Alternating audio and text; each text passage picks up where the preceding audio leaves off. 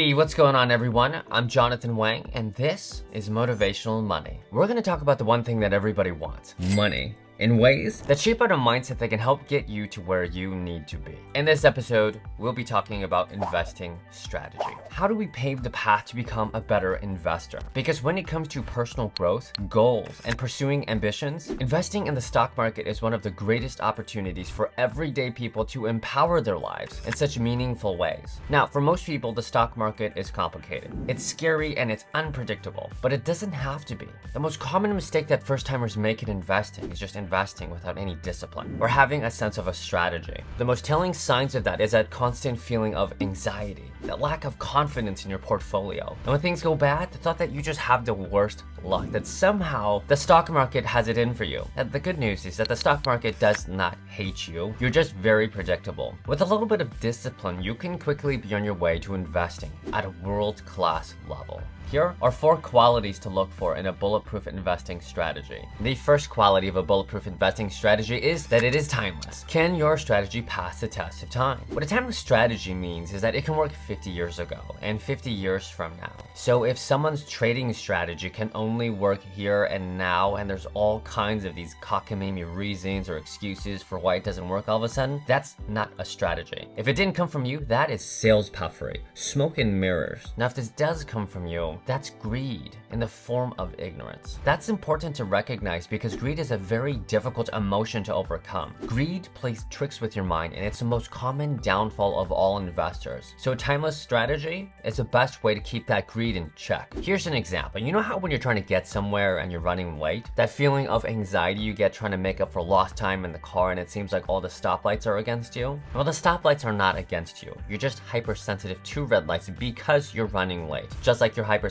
to certain headlines when you feel like you're missing out. Imagine if there wasn't a deadline that you're rushing for. Red light comes up, no worries, right? The same thing happens in investing. Imagine if you knew how to find the next major headlines months before they hit the headlines. No worries, right? All of a sudden, there's no pressure to make an impulsive trade here and now. When you're looking for that next investment opportunity, sifting through information can be overwhelming. Where do you start? We're constantly bombarded with those attention-grabbing headlines. Bitcoin up over 1,500%. Tesla up over 700%. Man who predicted 2008 crash warns another one that's on its way. I mean, what are we supposed to believe? Whether you're just beginning or you just cashed out on one of these rock stars, the most common crossroad you're going to be faced with is, what do I do next? I don't want to risk everything on another Hail Mary bet, but it seems like these kinds of opportunities are just so far and few between. If you've ever had this kind of a philosophical debate with yourself, that's a good thing. That's your intuition. That's your gut feeling trying to talk you back away from the ledge while you are staring down the cliff of greed.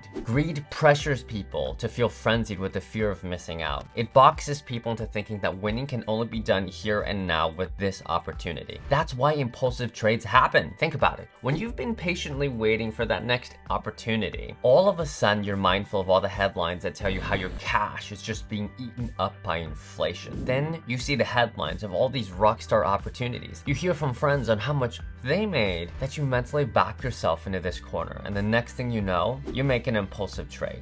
Greed is a very difficult emotion to overcome. It's human nature, so the sooner we see that, then the sooner we see that there are plenty of opportunities that do deliver double-digit growth each year. They're just not plastered all over the headlines. A timeless investment strategy lifts all pressures of time and keeps that greed in check. The second quality of a bulletproof strategy is that it is quantified. Is your investment strategy aligned with the financial performance of the company? But wait, I'm allergic to accounting. Okay, let's simplify. Do you want to buy a company that is growing or shrinking? Do you want to buy a company that continues to grow its profits or widen its losses? Without an MBA, we already know that growth and profitability are the most important indicators of a company's future. It's the beat of the drum that all companies march to, especially public ones. But what about companies like Tesla? They went public in 2010 and they didn't turn a full year of profit until 2020. They were up over 4,000% in 10 years. You're absolutely right. Look at Tesla. Look at the stock price since IPO, and then look at the stock price change before and then after they turned a profit. A profitable company is far more attractive than an unprofitable one. I mean, if you're an early investor in Tesla, then you already know that Tesla was one of the most volatile stocks with those violent swings up and down. Now, this is not to say that you can never invest in companies that lose money. Just Be sure to align your strategy with company financials. Be on the lookout for a path to profitability. How? KPIs, or key performance indicators. These are quantifiable measures to evaluate the success of a company in all their efforts to grow. Tesla, for example, the KPI that investors focused on was their vehicle deliveries. How many vehicles were delivered to customers every quarter? For the longest time, I would defend the widening losses until the cows came home. That the losses were due to the growing pains of building the gigafactory that was needed to drive battery costs down. In one of my most heated debates, I remember that a friend of mine argued that any large automaker could just make an electric vehicle too. Logically speaking, yes, he was right. Big automakers have deep pockets, so yes, they could have afforded to make their own electric vehicle, but there's something special that is not being properly reflected by their financials. Innovation. The day that Tesla unveiled the Model 3, people lined up outside Tesla stores, around the block, just to put in a pre-order with a $1,000 deposit. Tesla took in over 200,000 pre-orders in the first 24 hours. Nobody even knew what the production model would look like or what the final specs of the vehicle were going to be. But they were willing to throw down $1,000 for a deposit. No automaker has ever had that kind of success at that time. So I drove that friend to the nearest BMW dealership and I said, try the BMW electric vehicle, the i3. BMW is a reputable automaker. They're qualified to make cars. You can walk into the dealership, test drive it, and walk out right there with keys in hand. No lines to wait in or anything. Why did people line up outside the Tesla store just to place a pre-order when you can walk into a BMW dealership and buy an i3 right off the lot? I mean, it was Apple-esque. There's a high level of innovation in Tesla that can't be measured in profits right away. It's why the stock was so volatile, and it's because their efforts paid off that they turned a profit and their shareholders were greatly rewarded. Quantitative key performance indicators help measure the success of a company's efforts. Even innovation can be measured with a KPI. A quantitative investment strategy takes the emotions out of trading and it instills discipline in the investor. The third quality of a bulletproof strategy is that it is standardized. If given a concise set of instructions, can a reasonable and competent investor arrive at the same assessment with that same information? A standardized strategy reinforces good habits. Practice makes perfect. So the repetition of good investing habits helps shape a beginner into a seasoned investor. One of the most dangerous forms of greed is the hot hand fallacy. This is the belief that past performance is a portrayal of the future. In finance, this is when a person thinks that somehow they just know that a stock is going to jump, as if they have an eye or a gift from God to spot them out. And that's their strategy. I mean, if that were true, they would either be wealthier than Warren Buffett or they'd be investigated by the SEC for insider trading. This goes both ways. The cold hand fallacy is when a person goes through long streaks of losing that they become convinced that maybe the markets are just not for them. Investing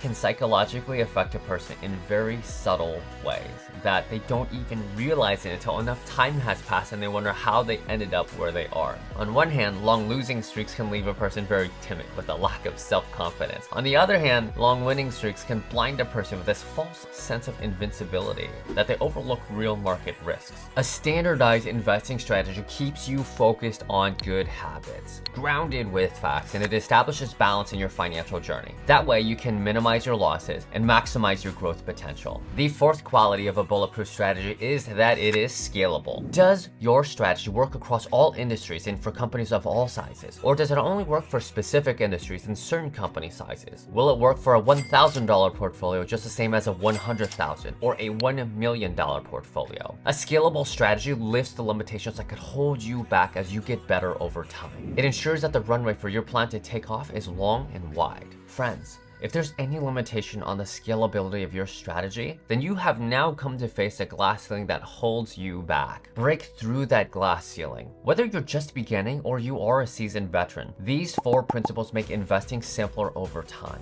Lift the pressures of time and ground yourself in the numbers so that you can take the emotions out of trading. Stay focused on good habits and balance your mind on facts so that you can weed out the noise and take back control of your financial freedom. You are the author of your own ambition, so use these 4 principles to be on your way to trading at a world-class level. So, what do you do when you feel stuck? What do you do when you just feel like you're just not getting better or even overwhelmed because checking off all these boxes seem like way too much work? Especially when research seems like you always have to start from scratch. How do you find that motivation to start anew? Whatever mental block is holding you back, let it go. The future begins the moment we can let go of the past. And when that day begins, we start with the ABCs of investing to build a new foundation. Until next time, I'm Jonathan Wang. Stay sharp. Stay safe, everyone.